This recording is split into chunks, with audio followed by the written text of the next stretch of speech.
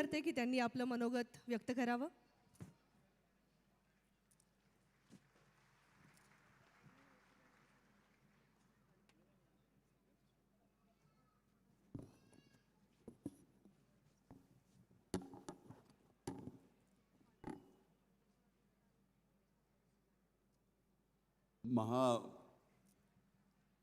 पशु प्रदर्शन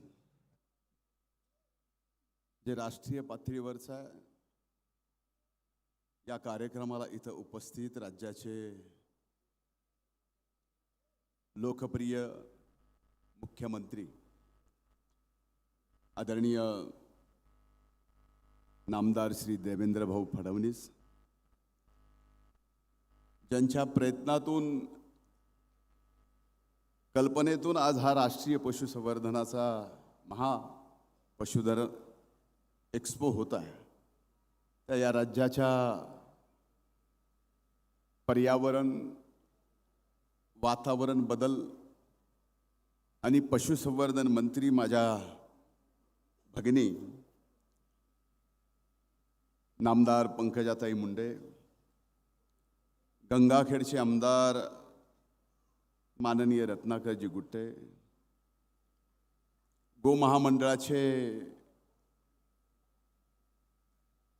अध्यक्ष शेखरजी मुंदडा, या विभागाचे सचिव सन्माननीय रामास्वामीजी, आयुक्त सन्माननीय प्रवीण देवरे, कुलगुरू सन्माननीय नितीनजी पाटील, परळीच्या प्रथम नागरिक श्रीमती पद्मश्री बाजीरावजी धर्माधिकारी, व्यासपीठावर उपस्थित सर्व मान्यवरांची नावं घेता येतील, अगदी समोर बसलेल्याची सुद्धा घेता येतील, पण भाऊंना पुढे जायचं असल्यामुळं आणि आपल्याला थोडंसं काही मागायचं असल्यामुळं मी जास्त वेळ घेत नाही आणि सर्वांची क्षमा मागून मी या ठिकाणी पहिल्यांदा आदरणीय भाऊंचं, राज्याच्या मुख्यमंत्र्यांचं या पंचम द्वादश ज्योतिर्लिंग प्रभू वैद्यनाथच्या पावन नगरीत आजच्या कार्यक्रमाच्या निमित्तानं मनपूर्वक स्वागत करतो. इथं उपस्थित सर्वांच्या वतीनं आणि या भागाचा लोकप्रतिनिधी या नात्यानं उद्या महाशिवरात्री आहे.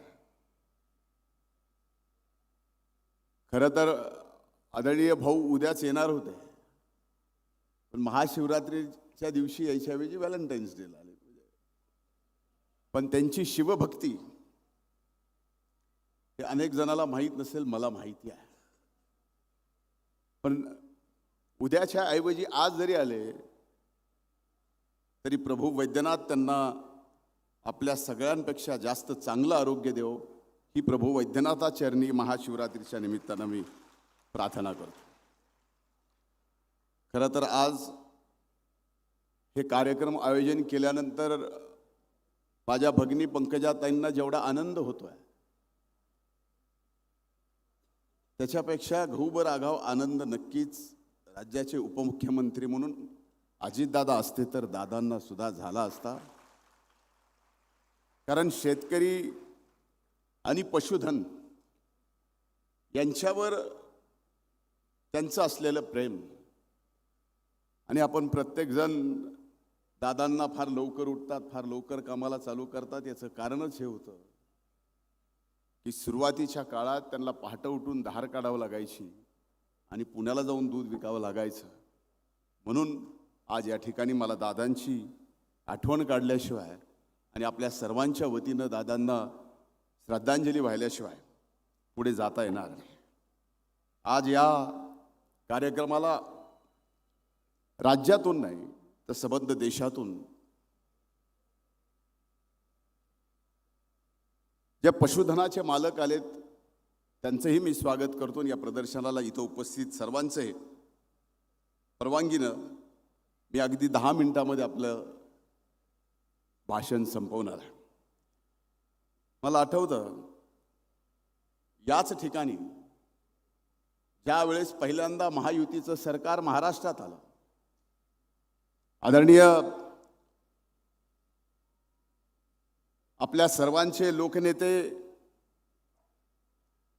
स्वर्गीय मुंडे साहेब त्यावेळेस देशाचे राज्याचे उपमुख्यमंत्री होते आणि 1997ला त्यांच्या मार्गदर्शनाखाली ज्यावेळेस स्वर्गीय अण्णा जिल्हा परिषदेचे अध्यक्ष झाले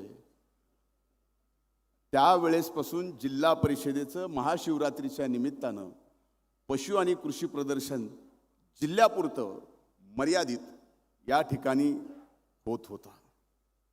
आज साहेबांचं आणि अण्णांचं स्वप्न हे पशु प्रदर्शन जिल्ह्याचं असणारं देशाचं केलं, त्याबद्दल मी ताईंचं मनापासून आभार या ठिकाणी मानतो.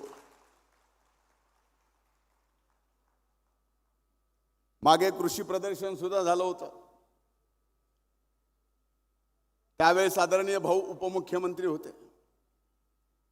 त्यावेळेस आम्ही मागणी केली होती प्रभू वैद्यनाथाला की आपण मुख्यमंत्री व्हावं.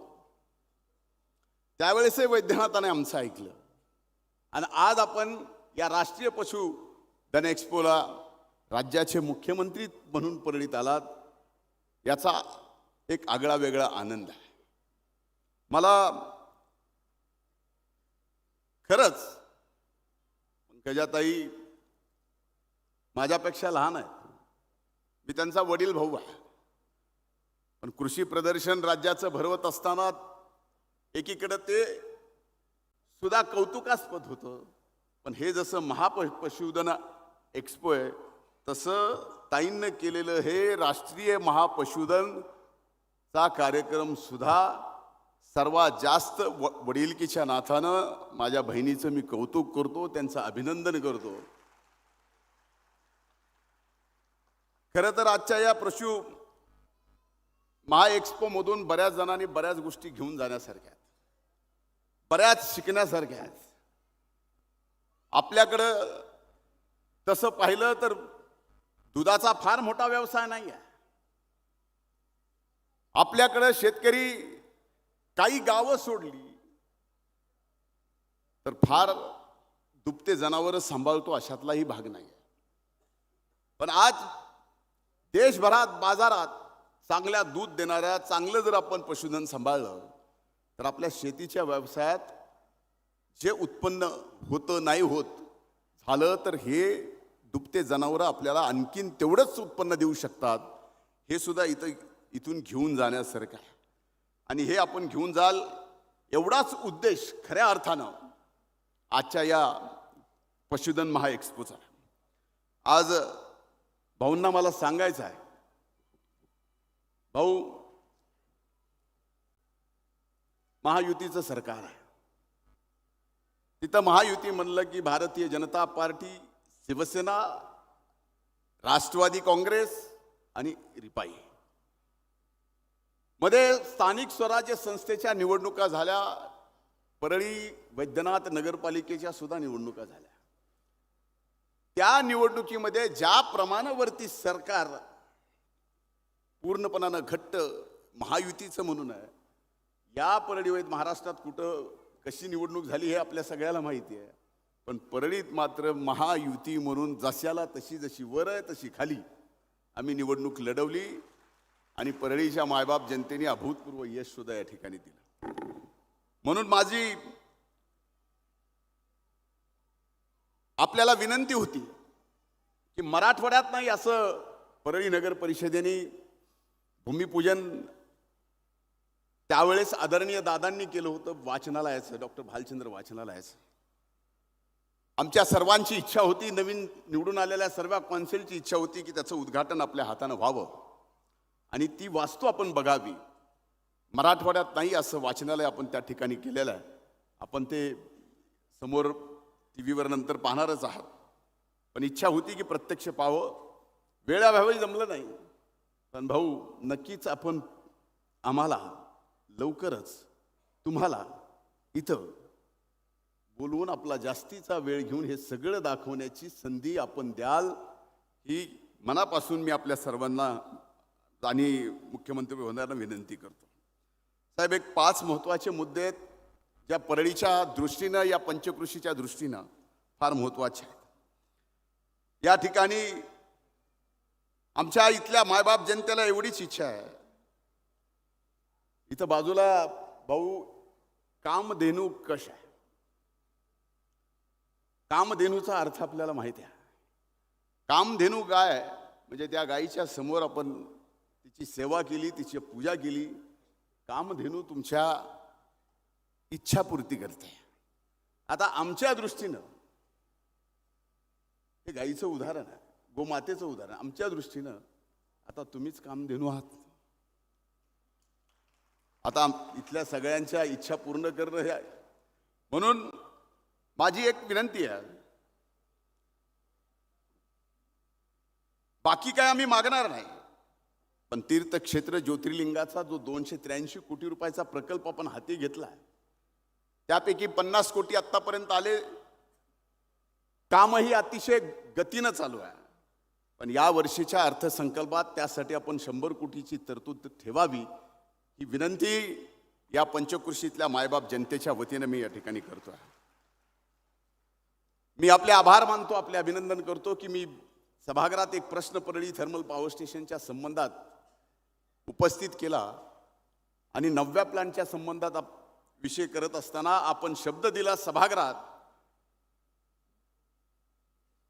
की ते प्लॅन ज्यावेळेस व्हायचा त्यावेळेस होईल, पण आत्ता प्लॅनची जी स्क्रॅपमध्ये गेलेली जी जमीन आहे त्यावर 350 मेगावॉट सोलारचा प्रकल्प उभा करण्याचं सभागृहात दिलेला शब्द, त्याची 50 मेगावॉटचं काम आत्ता चालू करून तो शब्द आदरणीय भाऊनी या ठिकाणी आपला पूर्ण केला आहे. तो तात्काळ 350 पूर्ण व्हावा हीच कळकळीची विनंती या निमित्तानं करतो.